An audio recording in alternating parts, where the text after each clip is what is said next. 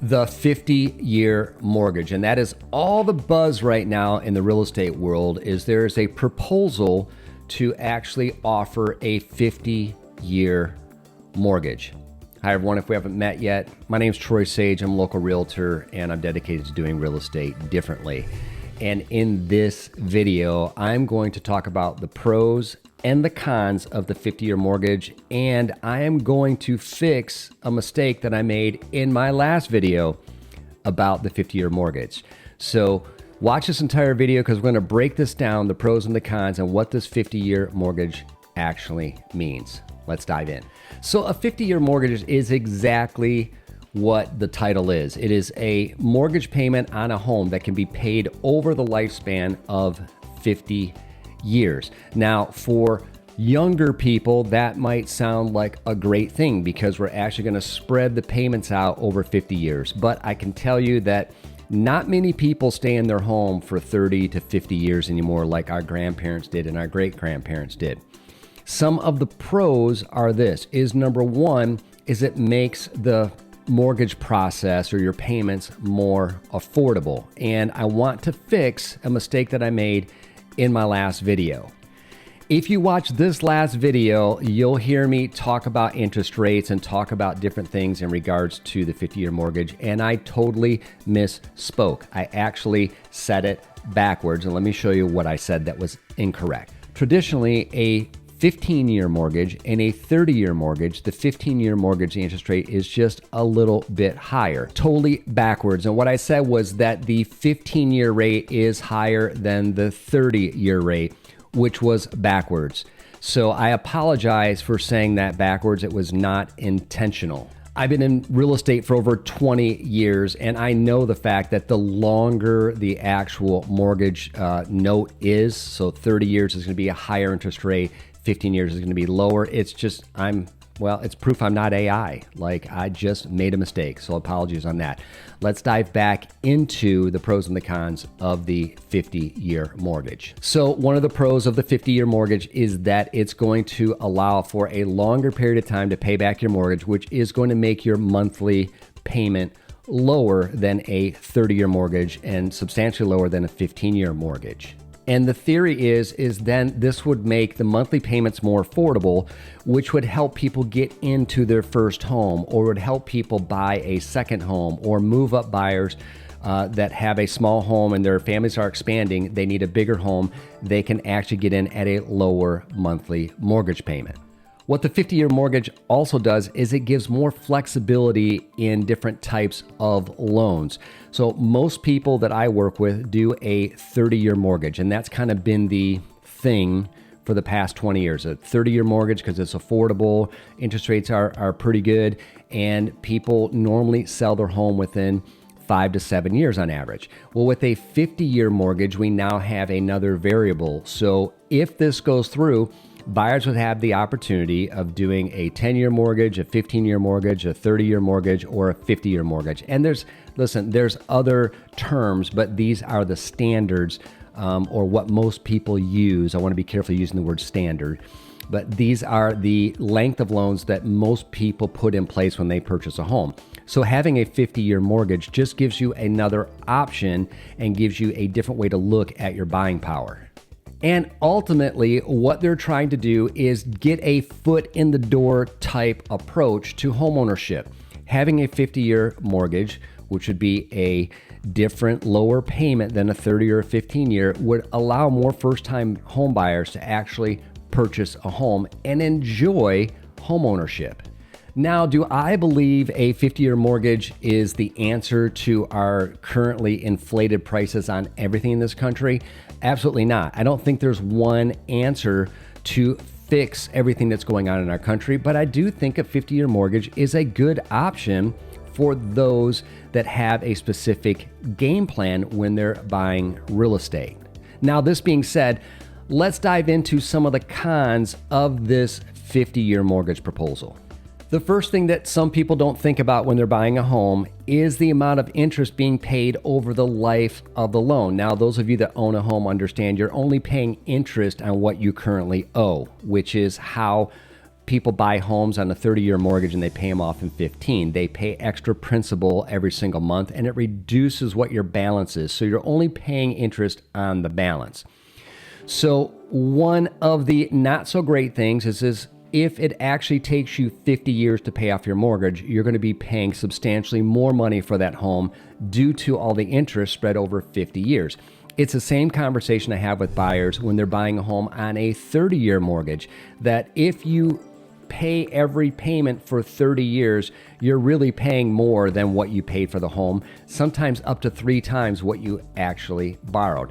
So one of the cons is if you live in that home and you never refinance or you never do anything regarding the mortgage, over 50 years, you're going to substantially pay a lot more money for that home than what the sales price actually was. Another point to think about is your accumulated equity. On a 50-year mortgage, it takes much longer for a homeowner to pay down that principal, which means that the equity that is accumulated, and let's just use a number of 3%.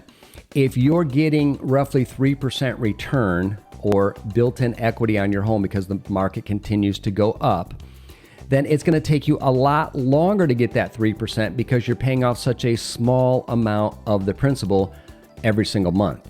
So basically what the bank is saying is we're considering giving 50-year mortgages at a certain percentage rate that we don't know. In order to do so, they're going to set a formula in place, and you as a buyer will not get as much equity because it's taking you longer to pay off the loan. It's the same thing with cars. If you get a 3-year loan or you get a 5-year loan, then you're paying your car off much faster on a 3-year loan. Same thing with homes. On a 10-year loan, you're going to pay more money because of the fact that you're paying it off quicker, but you're going to accumulate equity much faster. Let me know if you have any questions about that. Leave a comment below or reach out to me. I'll be happy to speak with you specifically about your certain situation. Now, we've talked about time frames, and on the short term, on a 50-year mortgage, it's going to take you longer to actually have equity. But let's say you're one of the homeowners that says, I'm going to buy this home, I'm going to stay in this home until I retire, and I'm never moving again. Then I want you to think about this, is that on a 50-year mortgage, you're going to be retired and still have a mortgage payment. So with that being said, I do think the 50-year mortgage is a good tool, but I think it's a temporary fix or a Band-Aid on a much bigger problem that we're having in the real estate sector and across the entire country right now with inflation and inflated prices. And now let's talk about what this 50-year mortgage could do to our current real estate market. Understandably, the government and the banks are trying to stimulate real estate, getting people to purchase homes so they have ownership. But think about this. If there is a 50-year mortgage and it brings another 10, 15, 20% into the buying pool to purchase homes right now, what could happen is we have more buyers. We already have much higher prices than we've seen in the history of real estate. If we have more buyers and the supply goes down because more people are buying homes, what we could see happen is this could absolutely backfire and the home prices will increase. So those that say qualify hypothetically on a 50-year loan today, 6 months from now when that inventory is sold and gone, prices will creep up. You know, real estate is just like any other sector of products that's always controlled by supply and demand. And then of course we have outside influences like loans, loan type, et cetera, et cetera. So think of it like this.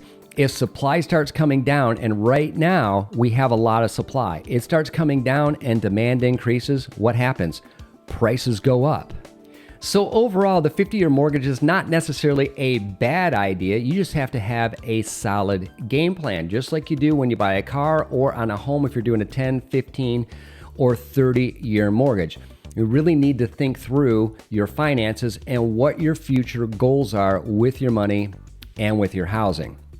I'm not afraid personally of the 50-year mortgage causing too much of an imbalance in our market because we still have some pretty inflated home prices right now. Let me know your thoughts on this. Do you think a 50-year mortgage is a good idea? Would you consider doing a 50-year mortgage? I don't know. Let me know your thoughts.